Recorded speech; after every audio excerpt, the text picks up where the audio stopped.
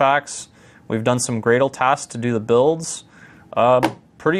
Actually fairly straightforward, and this one completed fairly quickly too, which is the other kind of cool thing I like about this, where it tells you each step and how long it's running for, to give you an idea of where's your delays or how much is your time running for each of these different tasks.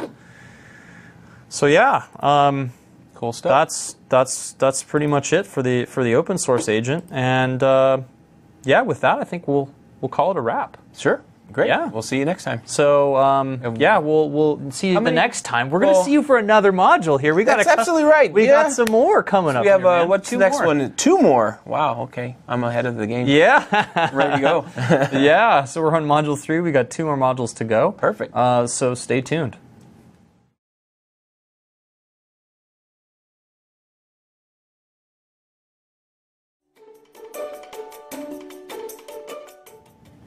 Welcome back to Module 4 of Enabling DevOps Practices with Visual Studio Online Build. Say that all in one breath. Exactly. That's what you got to do. All right. So this module, we are going to talk about automated testing, a very important concept with DevOps because there is a lot of waste out there, and so to speak, in lean manufacturing terms. Manual testing. There is, of course, a place for manual testing, but ideally, right, if you can just have a process automate those things, that makes everybody happier in some ways. More efficient, and helps you work on that technical debt. That's right. Yeah. That's right. So what are we going to cover more specifically, though? This module, we're going to talk a little bit about the business value of automated testing. Then we're going to explain, kind of when the different types of tests and when you might run them. And then the rest of the time, really, we're just going to spend, or at least Donovan's going to spend, demoing some of these different types of tests you can automate with Visual Studio Online Build. Automated testing. What is this process? Well, you have some folks that create tests, typically dev, but we'll show you a little bit more about that. Explain the kind of dual role here perhaps in a little bit. But the idea is that when that test gets created, it automatically, every time there's new builds of that software, those tests are going to run.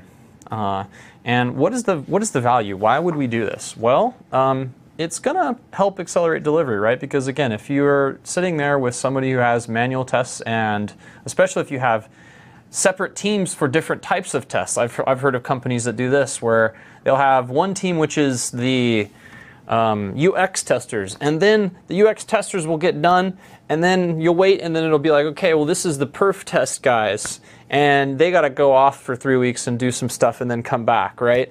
Right. So really automating is going to help accelerate that delivery pipeline of ideally getting that code as quickly as possible into the customer's hands, which is what your business should really care about.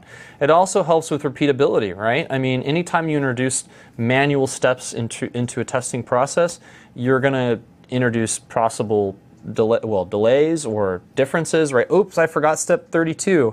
Now the test is invalid, and you may even have people looking at, why did that test fail? And it's like, well, because you forgot to do this step here, and you waste a lot of more time from people, right? Absolutely. So you're really going to help optimize those resources. And how do you measure this? Well, you could look at the frequency of your releases. You could look at the mean time to recover, or the mean time to detect things. Ideally, right, if you're detecting these failures right on check-in within minutes or seconds or even hours, as opposed to the worst case scenario, right, which is bugs getting in production and customers finding those things or causing outages, you're gonna have a much bigger impact on your overall business. Yeah, manual testing also has the disadvantage of they take so long to run, and we're under a tight deadline that we simply just don't run them at all, right? So if we can automate that process, then we don't have to worry about how much time it takes to run those actual tests themselves. So I'm a big fan of automating your test cases whenever possible, but as you pointed out, try as you will, try as you might, there are going to be some tests that simply are not going to fit in that bucket, and you need to be able to make sure that that's the minority and not the majority of your testing, so that you can have the automated test run, and then you can go back in and run those handful of manual tests that you're required to run. Okay. I'm going to have a kind of a question on the slide. Sure. On the slide, I noticed that you have an ops guy. And when I think of automated testing, I don't think of ops. I think of developer. So I'm kind of curious of why he's on that slide. Well, first of all, it's super important to point out that the ops guy is wearing red. So if you're a Star Wars person, you know the guy in the red shirt always dies. Right?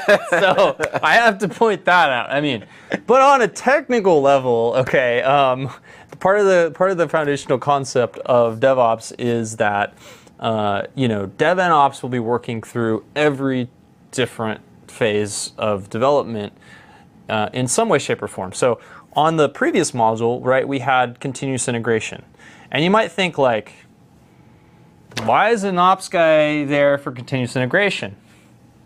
Well, I'm glad you asked. Because in a new world, right, one of the key things is that an operations person should be working with infrastructure as code.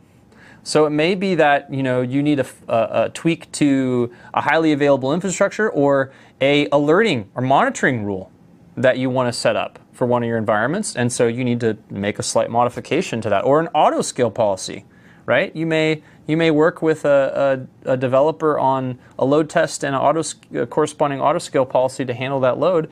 You're going to check that in ideally to source code control. So you need to understand how that actually functions, Absolutely. right? And then also, even if first you're not checking in things into source code control for continuous integration, you might also be there to just pick up the builds, right? You may be deploying, have an automated deployment pipeline of some type, and you need to take that build and go and know where it exists in this continuous integration system so you can pick it up and start doing deployments with it. So those are a couple reasons for that. For automated testing, I think we need to kind of go to the next slide on maybe what role does an ops person have with automated testing. I think going a click deeper on the types of tests will help us to kind of answer that question on where does ops play here. Perfect. So let's go to the next slide, and maybe you can kick that one off for us. Right, so there's, when do we run different types of tests during a DevOps pipeline? That's a really good question, and I get it quite often.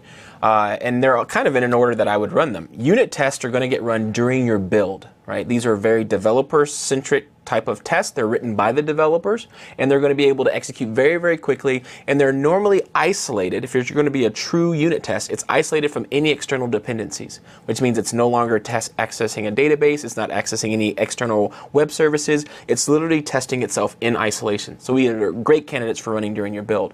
When you start getting into integration, user acceptance, or user interface, and web and performance type of testing, you're now literally running the entire application. You're going to be interacting with the user interface. It's going to be sending data down into the database. You're able to test that the integration of all your parts actually work as a unit. So those are better run after you've deployed the code to some environment, right? So I can't run an integration test if I don't have access to a database. I can't run an integration test if I can't reach that external web service. So that's not really a good candidate during our build where we're just compiling the code. We want to take that code after we've compiled it and we want to deploy it somewhere, and we'll talk about that in the last module. And we have ideas for future MVAs that we can do that go really deep into how we can actually start deploying that code to environments, and at that point start firing up those load tests, firing up those integration tests, and doing a full end-to-end test of our application as it sits in an environment. So when you run them, unit's going to run during your build, everything else can run during your release, including your manual test. Okay, so as it relates to the kind of the operations role here, right? I mean, Unit and integration, that's more than likely going to be stuff that a development person's going to do. Or QA too. Yeah, QA would do the integration QA, for you. or even user interface testing. Sure, right? Absolutely. But perf and load is one where I think is a really perfect case where dev and ops can work good together there, right? So the kind of perfect scenario here is, you set up some automated load testing against staging environment, right? It looks identical ideally to what production is. You know that, let's say for instance, there's going to be some form of marketing of campaign or something like that. The business is saying, we're going to have 1 million people come to this site or whatever that may be, right? And you want to work with your developer who's probably going to, and the business who's going to say, make the custom test that actually you think is most realistic for the load, right? Microsoft has some cloud-based load testing suites, which we're not going to get into today. And then on the ops side, right, the ideal scenario would be you know the infrastructure really well. You know the production environments really well. And so if you work hand in hand, right, you have the dev guy who creates the load test that's realistic based on kind of what the business is saying. And then you have you as the ops person there with real life experience on how the infrastructure handles load. And so if you do that test and the ops person sits there and says, well, okay, throw me the load you think is going to happen. I've got my production realistic environment. And guess what? I'm going to set up, for instance, auto scale policies to handle that load. I'm going to see where there's issues and make some tweaks accordingly. So in this particular case, this is a really good way where ops can have a deeper engagement with automated testing. Now, aside from that deeper engagement, I think the other big thing is, an evolved kind of operations person is probably going to start to be dealing a lot more with the release management pipeline.